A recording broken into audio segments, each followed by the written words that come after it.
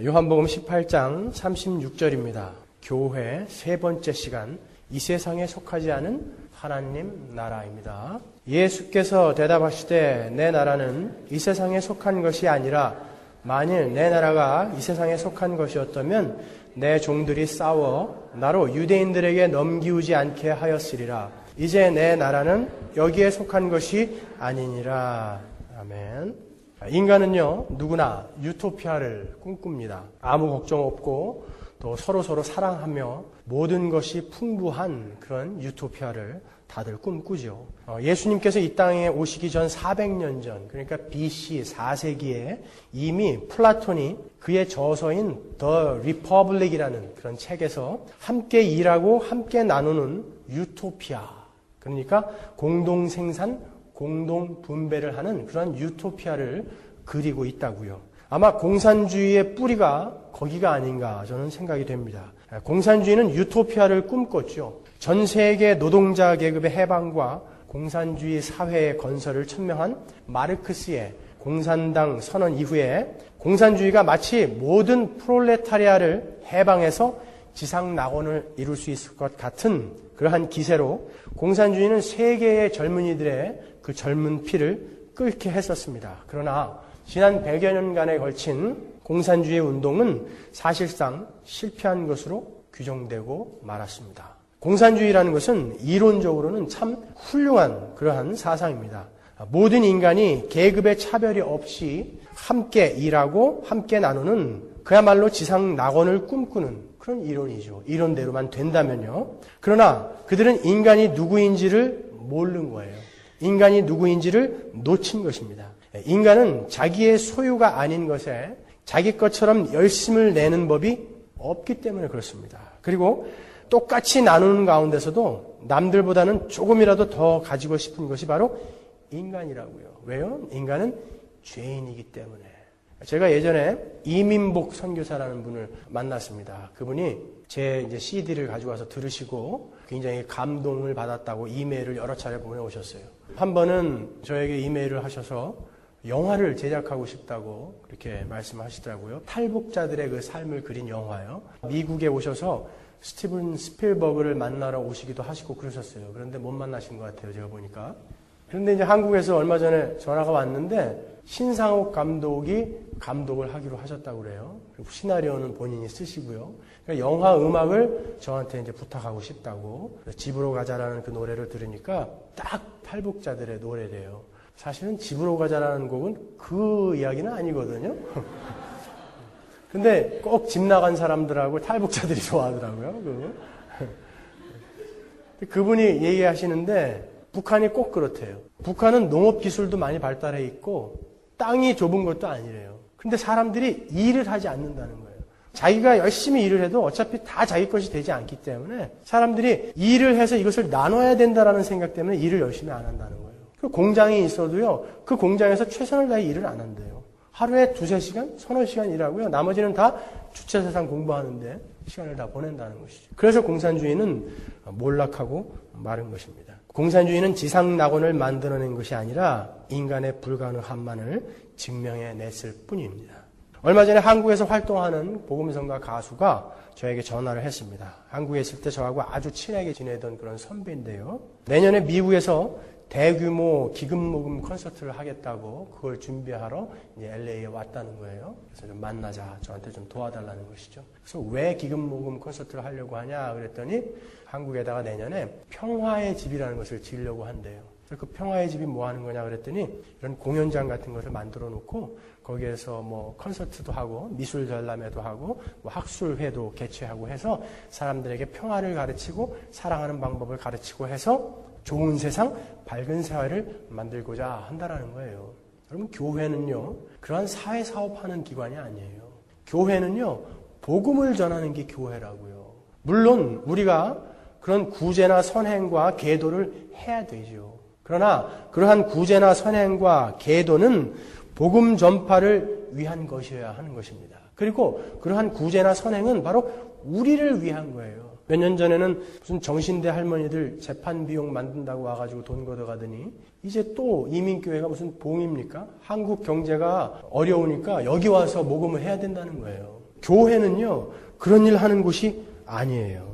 교회가 구제나 선행이나 계도를 하면서 이 세상을 밝게 변화시켜 행복한 세상을 만들어 보겠다는 것은 성경과 많이 어긋난 것입니다. 그러면 어떻게 그런 것들이 교회 자신을 위한 것이냐? 구제나 선행은요, 자기의 소중한 것을 내어놓아야만 할 수 있는 거예요. 그러니까 물질, 시간, 노동력 이런 거요. 그러니까 엄밀히 말하면 자기 것을 희생해서 남을 살리는 것이 바로 구제이며 선행이며 남을 계도하는 것이죠. 그러니까 우리가 우리의 것을 가지고 남을 위해 희생을 하면서 예수님을 조금씩 이해하는 거예요. 그리고 세상 사람들이 가치 있다라고 여기면서 목숨 거는 것들을 버려보면서 버리는 연습을 하면서 하나님, 나는 이 세상 것에 눈 두고 살지 않습니다라는 신앙 고백으로 하는 것이 구제요, 선행이요, 계도라는 것입니다. 그리고 우리가 구제와 선행과 계도를 하면서 왜 나에게는 정말 진심 어린 그런 긍휼한 마음이 나오지 않을까? 왜 나는 이렇게 지속적으로 누군가를 사랑할 수 없는 것일까? 라고 하면서 자신을 또 바라보는 것. 우리를 위해서 하나님은 그런 것을 하라고 하는 것이지 제발 착한 일 좀 해서 세상을 그리스도의 푸른 계절이 오게끔 만들어다오라고 우리에게 부탁하신 것이 아니라는 것입니다, 여러분.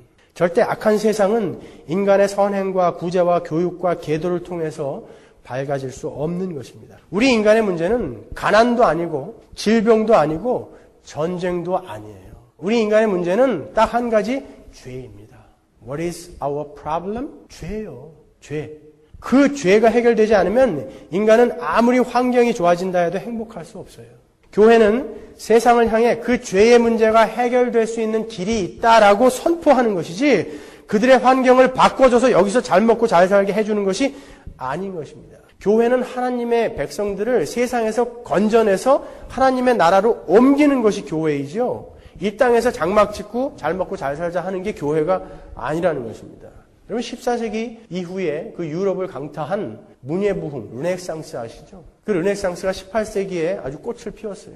그 르네상스가 뭐였습니까? 세상 사람들을 교육하고 교훈하고 잘 가르치면은 세상은 점점 살기 좋은 곳으로 변할 것이라는 기대를 했다고요. 그러나 연이은 세계대전을 치르면서 세계의 지성들은 그것이 불가능한 것을 깨닫게 되었습니다. 아무리 교육을 해도 인간은 나아지지 않더라는 거예요. 인간은요, 사람이 사람을 죽여서 건빵을 만들어 먹고 이빨을 뽑아갖고 단추를 만들어서 해 입고 그리고 하루에 1000명씩 꼬박꼬박 죽이는 그 독일군 장교는 집에 가서 손 닦고 가족들과 즐거운 시간을 보내며 슈만과 바하를 듣더라는 거예요.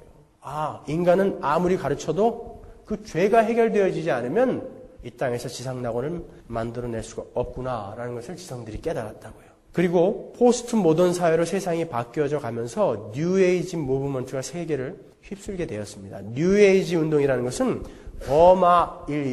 버마일려, 우주와 나는 하나다라는 범신론을 바탕으로 한 그런 것입니다. 이 뉴에이지 운동은 인류의 공통된 유익을 위해서 모든 인종, 종교, 정부가 하나가 되어 통합되는 새 시대를 꿈꾸는 그런 운동입니다. 그래서 존 레논이라는 그 비틀즈 멤버가 Imagine이라는 노래를 만들어서 세상을 설득했죠. Imagine there's no heaven, no hell below us. 천국이 없다고 한번 생각해봐. 지옥이 있기는 어딨냐? There's no country, 국가, 정부, 민족 이런 거 없다고 생각해보자. There's no possession, 네 것 내 것이 없는 그런 세상 한번 꿈꿔봐라. 그러면서 You may say I'm a dreamer. 너는 내가 꿈꾸는 자라고 생각할지 몰라. 그러나 But I'm not the only one. 나 혼자만이 아니야. 이미 많아 그런 사람들이. I hope someday you will join us. 나는 네가 조만간에 우리와 조인하기를 원해. The world will live as one. 세상은 하나가 될 거야. 제가 그 열린 음악회 나가서 이 노래를 불렀잖아요. 지금 회개하고 있습니다. 그때는 몰랐어요. 이 노래가 세계를 강타했다고요. 맞아. 우리는 하나가 될 수 있어. 지상낙원을 이룰 수 있어. 우리가 노력하면 되는 거야. 그게 뉴에이지 운동이라고요. 우리가 손에 손잡고 선을 행하면서 또 용서를 행하면서 나누어주고 사랑을 만들어가면 세상은 정말 살기 좋은 곳이 되며 하나가 될까요? 여러분, 여러분이 보시다시피 세상은 점점 더 악해지고 더러워지고 있으며 사람들은 점점 더 바빠지고 사랑은 점점 식어가고 있습니다. 그리고 성경이 그렇게 이야기하고 있다고요. 죄인인 인간은 자기만을 사랑하게 되어 있습니다. 남을 위한 배려를 할 수 없는 not able not to sin의 상태가 되어 있는 것이 바로 죄인이기 때문에 그래요. 하버드 대학의 하비 콕스라는 교수가 이 시대는 익명의 시대다 이렇게 이름을 지었습니다. 왜요? 모든 사람은 남들에게 관심을 갖기도 싫어하고 남들의 관심을 받기도 싫어한다는 거예요. 그렇기 때문에 모여서 서로를 나누고 서로를 위하고 사랑을 나누는 그런 공동체의 모임은 점점 이제 소홀해지고 홀대를 받게 되고 혼자 생활하는 거, 인터넷 앞에서 익명이 보장이 되는 그런 사이버 세계가 현실 세계를 점점 대체해 나가고 있다는 거예요. 왜요? 인간은 죄인이기 때문에 그렇다는 것입니다. 나라는 거예요. 언제든지. 이렇게 인간은 자신만을 위하는 존재이고 스스로 사랑을 할 수도 없고 평화를 만들어낼 수도 없으며 양보하고 이해하며 지상낙원을 만들어낼 수 있다는 그런 것은 언어도다님을 스스로가 증명해내고 있는 것입니다. 그런데 어처구니가 없는 것은 교회들 중에서도 말이죠. 그런 지상낙원을 추구하고 약속하는 것이 있다는 거예요. 예수님께서는 분명 오늘 본문에서처럼 메시아 왕국, 하나님 나라는 이 땅에 속한 것이 아니다라고 천명하고 계십니다. 그럼에도 이 땅에 이루어질 천년 왕국을 기다리고 그리스도인들은 이 땅에서 하나님의 축복을 받아서 떵떵거리며 번영을 누리며 행복하게 세상을 이기면서 살아야 한다고 가르치는 곳이 있다는 거예요. 교회는요, 이 땅에 속한 것을 누리는 것이 아니라 교회는 하늘의 것을 누리는 공동체입니다. 그리고 교회는 천년 왕국을 기다리는 것이 아니라 그들이 바로 하나님 나라라는 거예요. 교회는 이 땅에 이루어질 천년 왕국을 기다리는 것이 아니라 여러분들 자신이 하나님 나라라는 거예요. 이미 그 하나님 나라는 왔다라는 것이죠. 우리 교회가 믿는 바는 이렇습니다. 예수 그리스도가 이 땅에 오심으로 하나님 나라는 이미 임했고 영적으로는 완전하게 이루어졌다라는 것을 우리는 믿습니다. 그리고 하나님 나라, 그 하늘 왕국은 이미 영적으로 완성이 되었고 곧 가시적으로 우리 눈앞에 임할 것이라는 것을 믿는 것이죠. 천년 왕국이라는 것은 예수님께서 초림하셨을 때 이미 이루어진 것이지 먼 훗날 이 땅에서 이루어지는 것이 아니라는 것입니다. 예수님께서 회개하라 천국이 가까이 왔다라고 하셨을 때 그 가까이 왔다라는 말, 엥기조라는 말은 완료형 동사라고요. 이미 너희들에게 천국이 왔다라는 거예요. 이미 가까이 와 있다라는 것이죠. 회개하라 천국이 와 있다. 그리고 히브리서 12장 28절에 보면 그러므로 우리가 진동치 못할 나라를 받았은즉 그런다고요. 이미 그 나라를 받았다라고 이야기해요. 그리고 요한계시록에 그 찬란한 새하늘과 새 땅이 기록되어 있는 21장 22장. 여러분 자주 읽으셔야 돼요. 21장 22장. 거기에 하나님의 백성들이 이미 있고 천국이 자세하게 묘사되어 있죠. 요한이 그걸 어떻게 기록한 거죠? 보고 기록했다고요. 보고. 하나님이 데리고 올라가서 보여주셨다니까요. 이미 그 나라는 영적으로 완성이 되어 있는 거예요. 이제 가시적으로 내려올 거예요. 전지전능하시고 시간과 공간의 구애를 받지 않는 하나님의 무엇을 계획하셨다라는 것은 완성되었다라고 우리가 배웠잖아요. 그 나라는 이미 완성이 되어 있는 것입니다. 영적으로 완성되어 있는 것이죠. 그래서 우리는 하나님 나라는 이미 시작되었으며 영적으로는 완성되었고 이제 예수님께서 재림하실 때 가시적으로 우리 눈앞에 내려올 것을 믿는 것입니다. 교회는 에클레시아라고 그랬죠. 에크는 어디에서 밖으로 건져내어진 그런 사람들이라고 그랬잖아요. 그럼 우리는 세상에서 밖으로 건져내어졌어요. 어디로요? 막 부천을 떠들고 있는 거예요. 교회들은. 하나님 나라로 옮겨져 있다니까요. 우리는. 그 하나님 나라는 이미 완성이 되어진 거라는 거예요. 그래서 성경에서 계시록에서 나오는 그 천년 왕국은 상징적이며 영적인 것이지 언젠가 이 세상에 이 역사에 다가올 시간이 아니라는 것이죠. 계시록의 그 천년 왕국은 이미 시작이 되었고 우리는 지금 그 천년 왕국을 살아가고 있는 거예요. 우리들이 그 하늘의 풍성함을 누리고 있지 못하니까 무슨 개뿔이나 이게 천년 왕국이냐 이렇게 계시록에서는 너무 행복해 보이던데 이게 무슨 천년 왕국이냐 이렇게 말씀하실지 모르겠는데 너무나 우리가 몰라서 그러는 거예요. 하나님의 백성의 그 풍요, 그 풍성함이 어떤 것인지 우리가 잘 모르고 있기 때문에요. 우리가 예수님께서 초림하시고부터 재림하실 때까지의 그 기간을 교회 시대라고 그러죠. 교회 시대. 그 기간을 천년 왕국이라고 하는 거예요. 이것을 신학적인 용어로 무천년설이다 그러는 거예요.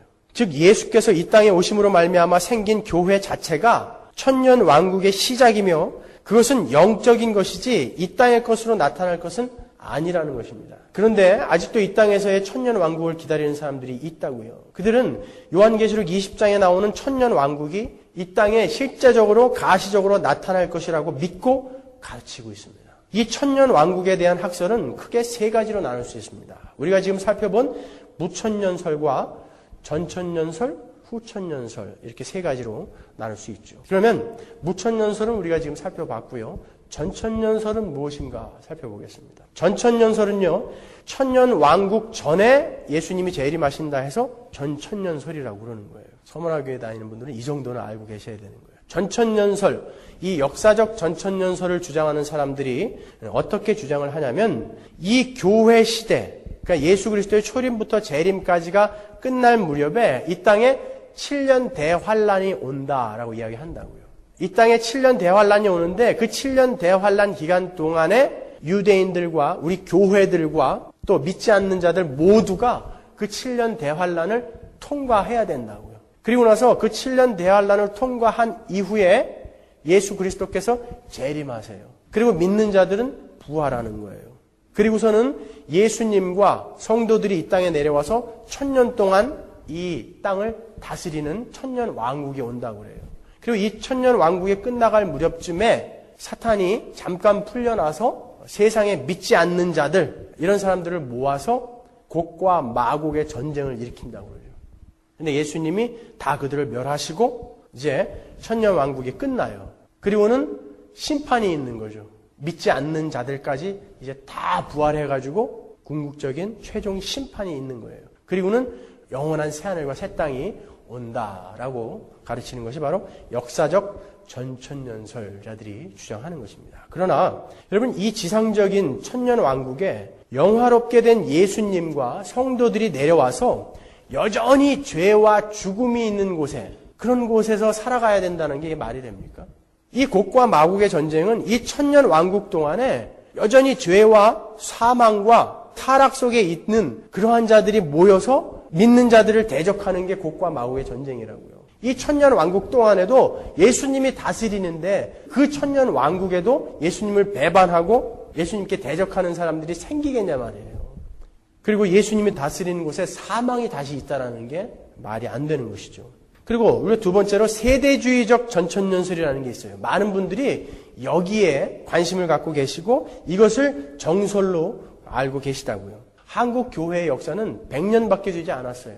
한국 교회가 교리를 제대로 정립하지 못하고 막 헤매고 있을 때 세대주의라는 것이 한국에 들어왔다고요. 스코필드 주석 성경이라는 것이 한국에 들어오면서 이 세대주의가 한국 교계를 물들였다고요. 이 세대주의라는 것이 뭐 나쁜 것은 아니에요. 그러나 많은 혼란을 교계에 가지고 왔다고요. 그리고 거기다가 어네스트 앵글이라는 사람이 휴거라는 책을 썼죠. 그래서 저희들 고등학교 때는 필독 도서였어요, 교회에서. 그것이 세대주의적인 관점을 가지고 성경을 풀어서 소설화시킨 것이 바로 그 휴거라는 책이라고요. 그렇기 때문에 이 세대주의적 전천년설이 자연스럽게 교회에 스며들어 있습니다. 세대주의자들은 성경을 문자 그대로 해석을 합니다. 그래서 굉장히 과학적이고 논리적이라고요. 그러나 많은 혼란을 야기시켰습니다. 세대주의자들은 구약의 이스라엘하고 신약의 교회를 완전히 다른 것으로 보고 있습니다. 우리가 지난주에 살펴본 것처럼 구약의 이스라엘은 신약의 이 교회를 상징적으로 모델로 보여주신 것이고 설명하는 것이지 다른 것이 아니라고요. 하지만 그들은 성경을 문자 그대로 봐야 하기 때문에 이 구약의 이스라엘과 신약의 교회는 다른 것이다 이렇게 여기고 있다고요. 그들은 어떻게 주장을 하냐면 하나님께서 이 이스라엘을 가지고 천년 왕국을, 그 하나님의 왕국을 만드시려고 했는데 이 이스라엘이 거부를 했다라는 거예요. 이 이스라엘이 거부를 했기 때문에 하나님께서 그러면 잠깐 보류해놓고 그래놓고 이 교회를 구원해내시기 시작했다는 것이죠. 이것이 세대주의자들이 주장하는 것입니다. 그래서 그들은 하나님의 백성들은 이스라엘과 교회 이 두 부류가 있다라고 믿고 있어요. 그리고 이 두 부류를 각자 구원해내는 방법을 다르게 정하셨다라고 이야기하고 있다고요.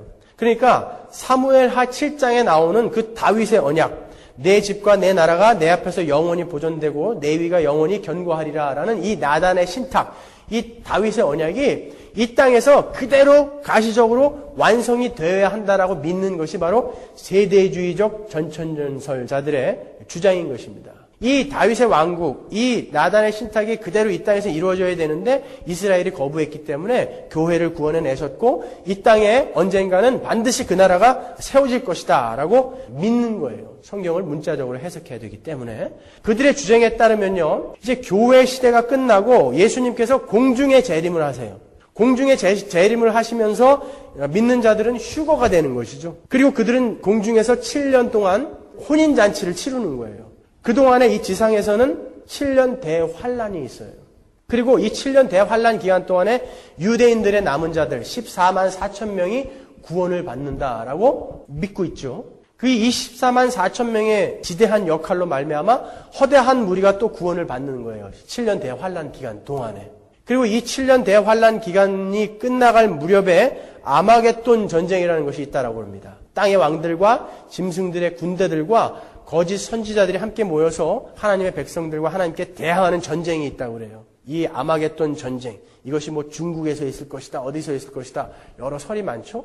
그래서 예수님이 내려오셔서 그들을 멸하시고 이제 7년 대환란은 완전히 끝나고 천년 왕국이 있는데 교회는 그냥 하늘에 있고 유대인들과 이 7년 대환란 기간 동안에 순교한 그 영혼들만 다시 내려와서 천년 동안 다스리는 거예요. 교회는 하늘에 그냥 있고. 왜냐하면 유대인들이 다스려야 된다는 것을 증명해내야 되니까. 유대인들과 그 7년 대환란 기간 동안에 순교한 그런 믿는 자들만 내려와서 다스리는 거예요. 그리고 이 7년 대환란 기간 동안에 유대인들에게 잘해준 사람, 그 사람들을 양이라고 하고 못해준 사람, 그 사람들을 염소라고 한다 해서 마태복음 25장을 그렇게 또 풀고 있다고요. 7년 대환란 동안 이스라엘 사람들에게 잘해준 사람을 양이다. 그렇지 않은 사람은 염소다. 그래서 양들은 다 천국 갈 수 있다라고 그렇게 또 가르친다고요. 아무튼 그렇게 해서 천년 왕국이 이제 이 땅에 생기게 되죠. 예수님이 내려오셔서 다스린다고요. 유대인들과 함께. 비로소 구약의 예레미야나 이사야나 구약에 예언된 모든 언약과 예언들이 그 땅에서 다 이루어진다라고 믿고 있어요. 그런데 역시 여기에도 죄와 사망이 있어요. 타락이 있다고요. 그래서 맨 마지막에 또 사단이 잠깐 풀려나서 그 믿지 않는 하나님을 배격하는 나라들을 모아서 곡과 마곡의 전쟁을 일으킨다라고 믿고 있다고요. 그 곡과 마곡의 전쟁이 일어나면 예수님이 내려오셔서 이제 다 멸하시고 영원한 새하늘과 새 땅이 온다. 이것이 바로 세대주의적 전천년설이라고. 이것이 여러분이 알고 있는 성경 아닙니까? 이 세대주의 전천년설의 문제점은 제가 말씀드리지 않아도 잘 아실 거예요. 먼저 역사적 전천년설 주장하는 사람들처럼 예수님께서 다스리는 왕국에 여전히 범죄가 남아있고 예수님을 공격하는 자들이 생긴다는 것은 어불성설이죠. 그리고 이미 천국에 가 있던 사람들이 내려와서 다시 이 땅을 천년 동안 살다가 다시 올라간다는 것도 말이 안 되고요. 또 그들의 주장대로 이스라엘과 교회가 완전히 다른 것을 이야기한다면 구약은 우리 교회들에게는, 이 신약의 신자들에게는 아무 소용이 없는 것이죠. 그러면 오늘부터 우리 구약을 다 찢어버릴까요? 그냥 신약만 우리에게 소용되는 것이라면? 성경이라는 것은 어제와 오늘, 내일도 동일한 것이고 모든 인류에게 적용되는 것이 성경이라고요. 그리고 세대주의적 전천년설을 주장하는 분들이 7년 대환란이라는 그런 기간을 잡아놓고 있는데 성경 어디에도 7년 대환란이라는 말은 없어요. 그들이 어떻게 이 7년 대환란이라는 것을 성경에서 끄집어냈냐면 그것이 바로 다니엘서 9장 24절 이하의 이야기라고요. 보시면 내 백성과 내 거룩한 성을 위하여 70일에로 기한을 정하였나니 허물이 마치며 죄가 끝나며 죄악이 영속되며 영원한 의가 드러나며 이상과 예언이 응하며 또 지극히 거룩한 자가 기름 부음을 받으리라 그런다고요. 인류의 역사, 이제 이 종말까지의 기간을 하나님이 72일에로 정해주셨어요. 다니엘서 9장에서요. 이 72일에가 지나면 지구는 끝나는 거예요.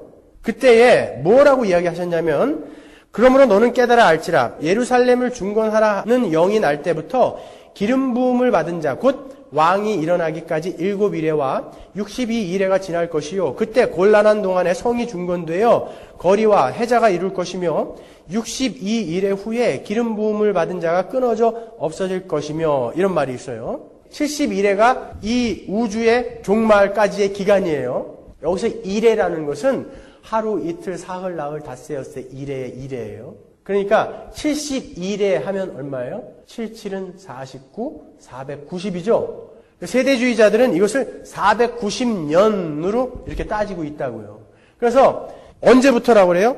그 아하수에로 왕의 아들인 다리오 왕 때 성전을 재건하라 했을 그때부터 490년, 그때 이제 지구의 종말이 온다라고 그렇게 믿고 있다고요. 근데 보세요. 25절에 보면 기름 부은 왕이 오실 때까지가 7이래라고 그래요. 그리고 성전이 재건될 때까지가 62일이라고 그래요. 그 62일에 그때에 기름 부음 받은 왕이 죽는다고 그런다고요. 그러면 72일에 중에 지금 7일에 더하기 62일이죠. 예수님이 죽는 그때까지가 지금 다리오 왕 원년 때부터 예수님이 죽는 그때까지가 지금 69일이에요. 머리를 쓰셔야 돼요. 머리에 쥐가 나시죠 지금? 69일이에요. 그러면 지구의 종말까지 한 일회가 남았죠. 72회 중에. 한 일회는 뭐라고 그랬죠? 7이잖아요. 7. 그러니까 예수님이 죽으시고 그때부터 7년 후에 지구의 종말이 와야 되는 거예요. 그런데 안 왔잖아요. 그러니까 세대주의자들이 이 7년을 뒤로 뽑은 거예요. 그래서 나중에 이 7년 대환란 후에 종말이 온다라고 그렇게 이야기해 놓은 거라고요. 그거 억지죠. 어떻게 보면요. 7년 대환란은 거기에서 나온 것입니다. 그러나 여러분 성경에는 분명히 대환란이 있다라는 것은 이야기하지만 7년 대환란이라는 것은 그렇게 이야기하지 않아요. 이 대환란 기간은 바로 예수님이 죽으시고 예수님이 다시 오실 그날까지 교회가 겪어야 하는 그 기간을 대환란 기간이라고 그러는 거예요. 그 세대주의자들이 이야기하는 7년 대환란의 기간은 바로 지금이라고요. 여러분 교회는 바로 그 환란 속에 있는 분들이라고요. 그러니까 여러분의 삶에 아무 일이 없다라는 것은 웃긴 거예요. 그것은. 여러분은 그 환란을 통과하고 계시는 거예요. 여러분 세상을 너무나 호락호락하게 보시면 안 돼요. 여러분 지금 성경이 말씀하고 계신 대환란의 시대를 살고 계신 거라고요. 그럼 지금 요 다니엘서 9장의 이야기는 무슨 뜻이냐? 예수님께서 십자가에서 죽으실 때까지가 69일이라고 그랬습니다. 그러면 한 일회가 남았어요. 7이 남은 거예요. 근데 27절에 보시면 그가 그 일회의 절반에 제사와 예물을 금지할 것이다 그래요. 7이 남았는데 그 7의 절반, 3과 2분의 1 그때가 되면 제사와 예물을 금지하는 때가 온다는 거예요. 제사와 예물이 금지되어지는 때는 언제예요? 성전이 없어지는 때예요. 제사와 예물을 드리지 못하는 그 기간이 온다는 것은 이제 성전이 없어진다는 거거든요. 그게 언제죠? AD 70년에 로마의 타이터스가 성전을 파괴시켜버렸잖아요. 왜 하나님이 성전을 파괴시켜버렸는지 아십니까?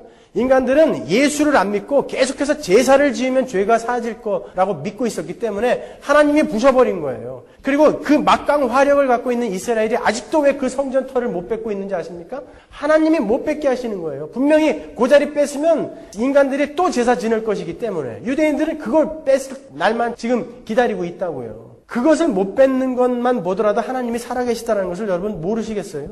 그 막강한 이스라엘이 왜 그거 하나 못 뺐냐고요. 그 성전 자리를. 성경에서는 성전은 바로 그 자리에 지어야 된다라고 이야기했기 때문에 딴 데다가 못 짓는 거예요. 자, 그러면요. 지금 이 반 2일 동안에 성전이 이제 파괴가 되지요. 그러면 마지막 날까지 얼마 남았어요, 이제? 반 1에 남았잖아요. 3과 2분의 1. 그죠?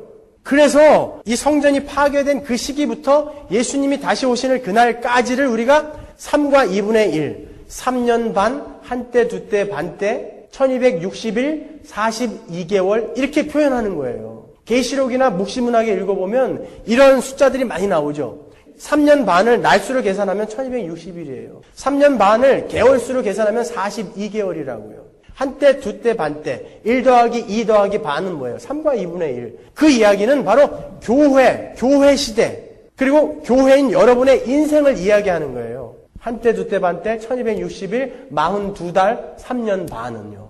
그러니까 7년 대환란이 언제 올까나 두려워하지 마세요. 7년 대환란이라는 것은 없어요. 여러분이 지금 그 환란의 시기를 통과하고 있는 거예요. 이 정도면 괜찮지 않아요, 여러분? 여러분이 지금 그 기간을 통과하고 있는 거라니까요. 견딜 수 있는 시험만 주시는 거예요, 그래서. 우리는 견딜 수 있는 그 환란의 기간을 통과하고 있는 것입니다. 그러니까 교회가 고난을 안 당한다는 것은 오히려 이상한 거예요, 오히려. 그런데 후천년설을 주장하는 분들이 이렇게 주장합니다. 이제 세 번째로 넘어가는 거예요. 후천년설. 교회는 예수님의 부활 이후에 고난도 없고 실패도 없고 점점 승승장구해서 그리스도의 푸른 계절이 오게 되는 것. CCC가 주장하는 거죠. CCC가 그렇게 가고 있다는 건 아니에요. 또 나와가지고 또 CCC한테까지 돌을 맞으면 저는 살아남을 수가 없어요. 이제 그리스도의 푸른 계절. 그 계절은 예수님이 부활하시고 난 이후에 점차 이루어져 나간다는 게 후천년을 주장하는 사람들의 이야기예요. 그래서 고난이라는 것은 없다라는 거예요. 그럼 성경에 나오는 고난에 관한 구절은 뭐냐? AD 70년 이전에 다 이루어진 거라는 거예요. 그 고난은.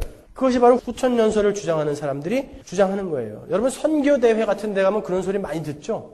북진하자, 동진하자, 서진하자, 남진하자. 그래서 그리스도의 푸른 계절을 오게 하소서. 그 계절은 안 와요. 성경이 이야기하고 있다고요. 그리스도의 푸른 계절은 오지 않습니다. 이 땅에서요. 나가서 승리하자는 거예요. 여러분 우리가 승리해요?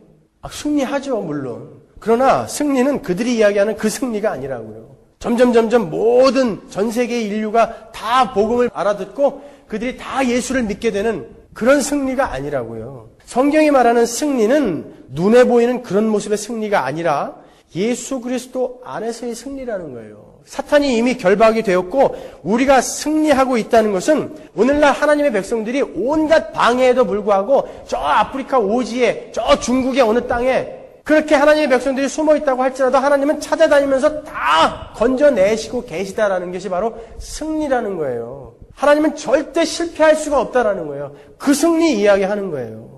예수를 믿으면 이 땅에서 잘 먹고 잘 살게 되고 높은 자리에 앉게 되고 뭐 그런 승리가 아니라 영적인 승리를 이야기하는 거라고요. 여러분 그 승리의 모습은 이 땅에서 빨가벗고 십자가에 매달리는 그런 모습으로 보이는 거예요. 그리고 십자가에 거꾸로 매달리는 모습으로 보이는 그런 승리라고요. 그리고 톱으로 켜이면서 온몸의 피를 다 쏟아내는 그런 승리의 모습이라고요. 돌에 맞아 죽으면서 그들을 용서하는 그런 승리의 모습이라고요.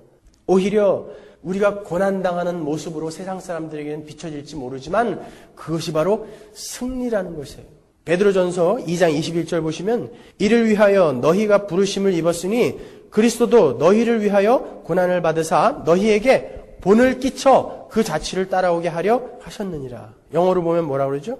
Living you an example. 예수의 삶은 우리 교회의 삶의 example이라고요. 왜요? 우리들 보고 너희들이 견딜 수 없을까봐 미리 본보기의 삶, example의 삶을 내가 살고 간다라고 가졌다라는 거 아니에요 지금. 예수님의 삶이 뭐냐고요. 배반당하고 모욕당하고 두드려 맞고 죽은 삶 아닙니까? 그 삶이 교회의 example이라니까요. 우리가 가야 할 삶. 그런데 예수 믿으면 예수의 이름으로 예수의 능력으로 병이 나가고 예수를 믿으면 예수의 이름으로 부자가 되고 예수를 믿으면 예수의 능력으로 출세를 하고 성경 어디에 그런 구절이 있어요? 찾아서 갖고 오세요. 제가 설명해 드릴게요. 성경 어디에 그런 구절이 있냐고요. 교회는 분명 승리하지만 가시적으로 볼 때 우리는 매일매일 지는 모습으로 가는 거예요. 계시록 13장 7절에 보시면요. 또 짐승이 큰 말과 참남된 말하는 입을 받고 또 42달 일할 권세를 받으니라. 42달이 뭐라고 그랬어요? 교회의 인생, 여러분의 인생, 짐승이, 마귀가 그 기간 동안에 일할 권세를 받았다니까요. 짐승이 입을 벌려 하나님을 향하여 회방하되 그의 이름과 그의 장막 곧 하늘에 거하는 자들을 회방하더라.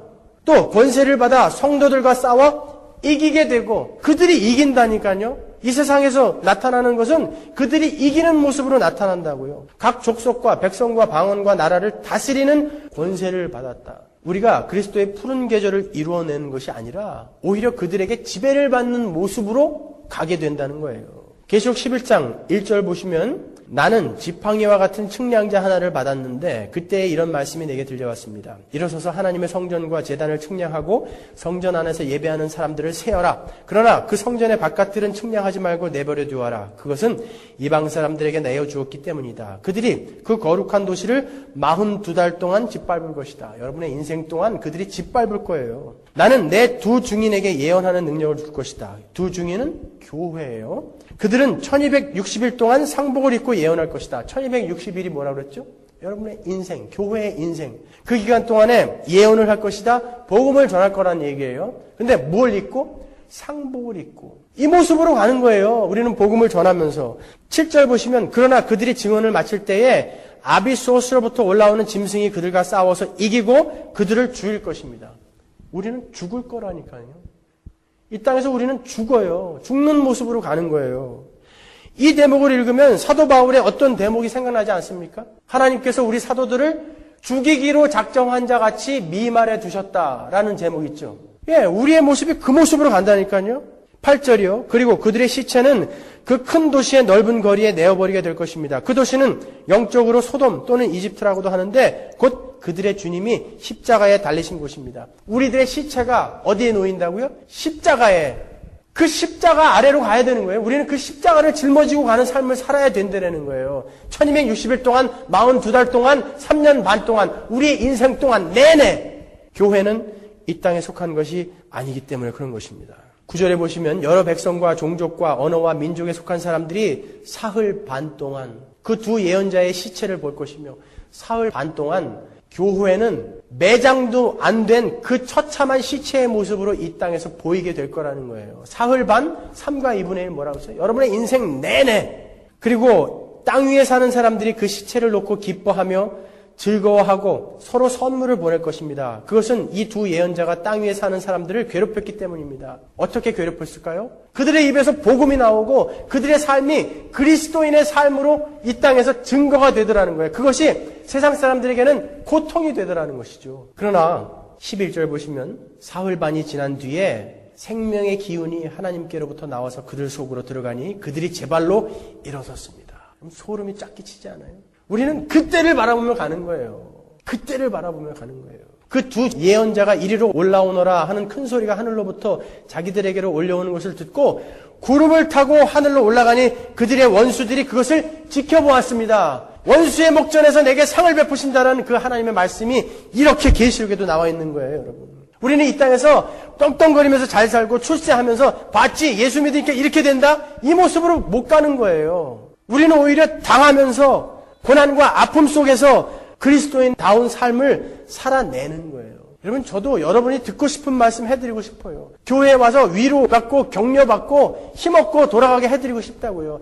그런데 여러분, 이것이 여러분의 힘이 되셔야지 여러분, 우리는 잘 될 겁니다. 우리는 이길 겁니다. 이런 말씀은 해드릴 수가 없어요. 왜요? 구약의 수많은 거짓 선지자들의 대표적인 나쁜 짓거리가 뭐였어요?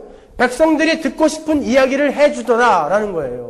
여러분들이 듣고 싶은 이야기를 해주는 것이 목사가 아니라 성경이 뭘 이야기해주고 있는가를 이야기하는 게 바로 목사란 말입니다.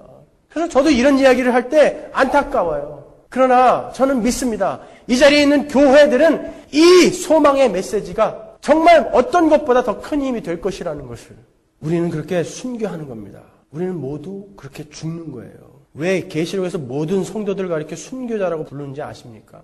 예수 믿을래 안 믿을래? 믿으면 죽어. 그래서 죽이는 건 쉽죠. 그렇게 죽임을 당하는 건 쉬워요. 잠깐 후면은 갈 수 있잖아요. 그렇지만 정말 내가 사랑하는 내 부모, 내 형제, 내 친구, 내 이웃들에게 예수 믿는다고 멸시당하고 혼나고 조롱당하면서도 끝까지 포기하지 않고 그 삶을 살아내는 것, 속으로 울면서 그들이 주님께 돌아오기를 기다리면서 가는 그 길이 순교의 길이에요.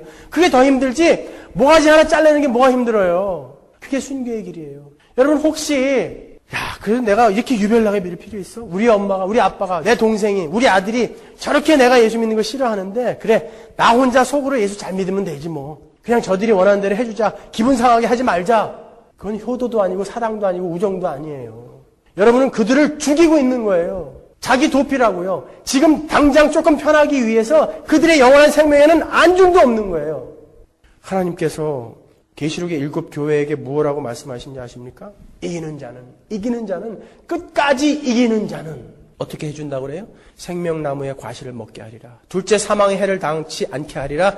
만국을 다스리는 권세를 주리라. 우리 그리스도인들은 꼭 이겨야 돼요. 꼭 이겨야 돼요. 이 말을 바꾸어서 생각해보면 우리는 당연히 천국 갈 거예요. 그러니까 우리는 반드시 이기게 된다라는 반증이라고요. 여러분은 이기실 거예요. 이런 소망의 메시지라고요, 이것은. 우리는 이겨야 합니다. 그리고 이길 겁니다. 그리고 여러분은 지금 이기고 계시는 거예요. 하나님이 우리를 지키고 계시기 때문에. 계시록 12장 5절 보시면 여자가 아들을 낳으니 이는 장차 철장으로 만국을 다스릴 남자라. 철장으로 만국을 다스릴 남자는 예수님이죠. 근데 여자는 교회예요. 여자가 아들을 낳았다라고 그러죠. 예수님이 교회의 필요 때문에 이 땅에 오셨잖아요. 그래서 이 교회가 예수를 낳았다라고 하는 거예요. 6절에 보면 그 여자가 광야로 도망하며 우리는 도망가는 모습이죠. 광야로 도망갔어요. 1260일 동안 또 나오죠. 우리의 인생 동안 거기서 살게 되는데 그 광야가 패배의 자리, 실패의 자리인 줄 알았는데 알고 보니까 거기는 저를 양육하기 위하여 하나님의 예비하신 곳이더라. 이 인생은 하나님이 우리를 양육하기 위해서 하나님의 예비하신 곳이라는 거예요. 그러니까 우리는 여기서 패배할 수 없고 반드시 이긴다고요. 반드시 이기지만 그 모습은 때로는 패배하는 모습으로 나타날 수도 있다라는 거예요. 아니요, 여러분은 이기고 계시는 거예요. 그 사람들이 이기고 계신 거예요. 타협하면서 그래, 어떻게 이렇게 살아? 이렇게 어떻게 세상을 살아? 라고 하는 사람은 패배하고 있는 거예요. 성경이 말하는 승리는 바로 그 승리입니다. 우리의 힘으로 그리스도의 푸른 계절 이 땅에서 만드는 거 아닙니다, 여러분. 독립운동 하던 우리 조상들 생각해 보세요. 어떻게 그 어려움을 감수해냈을까요? 그 배고픔, 추위, 그 고통, 소망을 갖고 참아냈다고요. 언젠가는 광복이 될 거야. 언젠가는 해방이 될 거야. 그러니까 온몸에 동상이 걸려가면서도 일본과 싸운 거예요. 조두남 선생이 만주 목당간 무궁에서 살고 계실 때 독립군 청년이 말을 타고 왔더라는 거예요. 두루마리를 딱 내미는데 이게 뭡니까? 그랬더니 이게 누군가가 지은 독립군가라는 거예요. 대한독립군가. 그러니까 곡을 붙여주십시오, 선생님. 제가 지금은 어떤 중요한 전투에 참가해야 되기 때문에 며칠 후에 찾으러 오겠습니다. 그래서 조두남 선생이 열심히 독립군가를 작곡을 했다는 것이죠. 근데 그 청년은 한 달이 돼도 두 달이 돼도 오지 않았다는 거예요. 아마 그 전투에서 죽던지 잡혀서 감옥에 갇혔을 것이다. 그렇게 생각하셨던 것이죠. 그 말을 타고 조국을 구하겠다고 왔던 그 독립군 청년을 생각하면서 만든 노래가 선구자예요. 일송정 푸른 솔은 늙어 가서도 한 줄기 해랑강은 천년 두고 흐른다. 지난날 강가에서 말 달리던 선구자. 조국을 찾겠노라 활을 쏘던 선구자. 지금은 어느 곳에 거친 꿈이 깊었나. 우리 조상들은 그렇게 눈에 보이지 않는 광복을 위해서도 목숨을 걸고 싸웠다고요. 근데 우리는 성경에서 이미 너희들은 승리한 싸움이다라고 그 결과까지 다 알려놓으신 그 싸움을 싸우고 있는데도 어떻게 우리가 이렇게 사냐고요. 어떻게 우리가 이렇게 지냐 말이에요. 우리는 이겨야 돼요. 이길 수 있습니다, 여러분. 타협하면 안 돼요, 여러분. 이기셔야 돼요. 승리하셔야 돼요. 성경이 말하는 승리, 그 승리를 이루어내셔야 되는 거예요. 끝까지 싸우시자고요. 끝까지. 여러분, 하나님의 교회는 이 땅에 속한 것이 아닙니다. 하나님의 교회는 하늘에 속한 것입니다. 하나님의 나라가 이 땅에 속한 것이라면 예수님은 그렇게 죽으시면 안 되죠. 십자가 현장에서 십자가를 뽑아들고 마징가제트가 돼가지고 로마 군대를 다 때려 죽였어야죠. 그리고 그들을 해방시켜주고 잘 먹고 잘 살게 만들어 주셨어야죠. 그러나 그 예수님은, 하나님이신 그분은 십자가에 매달려 죽어버리셨어요. 맥없이. 그것이 승리라는 거예요. 그것이 승리. 그것이 example이니까 너희들이 그 삶을 따라가라 라고 말하는 게 성경이라고요. 예수님이 이렇게 말씀하시지 않습니까? 내 나라는 이 세상에 속한 것이 아니라 만일 내 나라가 이 세상에 속한 것이었다면 내 종들이 싸워 나로 유대인들에게 넘기우지 않게 하였으리라. 이제 내 나라는 여기에 속한 것이 아니니라. 이 예수님의 음성이 들리십니까? 12영도 더 되는 그 천사들을 동원할 수 있는 예수께서 내 나라는 이 땅에 속한 것이 아니니까 나는 이렇게 죽어야 한다라고 이야기한, 우리가 바라봐야 할 것은 저 하늘나라다라는 것을 이야기하려고 예수님께서 우리에게 이렇게 명확하게 이야기하고 가시지 않으셨습니까, 여러분? 교회는 하나님 나라를 이 땅에 증거하는 것입니다. 하나님과 하나님 나라를 이 땅에 보여주는 하나님의 백성이요, 하나님 나라 자체인 것입니다, 여러분. 그 교회들이 왜 이 땅에 그렇게 연연하면서 살고 계십니까? 저 영광스러운 천국을 바라보십시오, 여러분. 천국 잔치를 준비해놓고 보좌 우편에 서서 우리를 내려다보시며 우리를 기다리시는 그 예수를 바라보시라는 거예요. 7년 대환란이요? 그런 거 없어요. 여러분은 지금 그 환란을 통과하고 계시고요. 아마겟돈 전쟁이요. 여러분은 지금 아마겟돈 전쟁의 선상에 서게서 전쟁을 하고 계시는 분들이라고요. 천년 왕국이요. 여러분 지금 천년 왕국을 살고 계신 거예요. 그 풍요와 풍성함이 너무나 모르기 때문에 우리가 그 삶을 못 살고 있는 것뿐이지 우리는 천년 왕국에 이미 들어가 있는 것입니다. 휴거요? 예, 예수님이 다시 오시는 날 그때 우리는 다 일어날 거예요. 다. 데살로니가서에, 고린도서에 나오는 그 휴거는 그 이야기를 하는 거예요. 휴거라는 말은 성경에 없어요. 하나님 나라, 그 나라는 하늘에 속한 것입니다. 기도하겠습니다.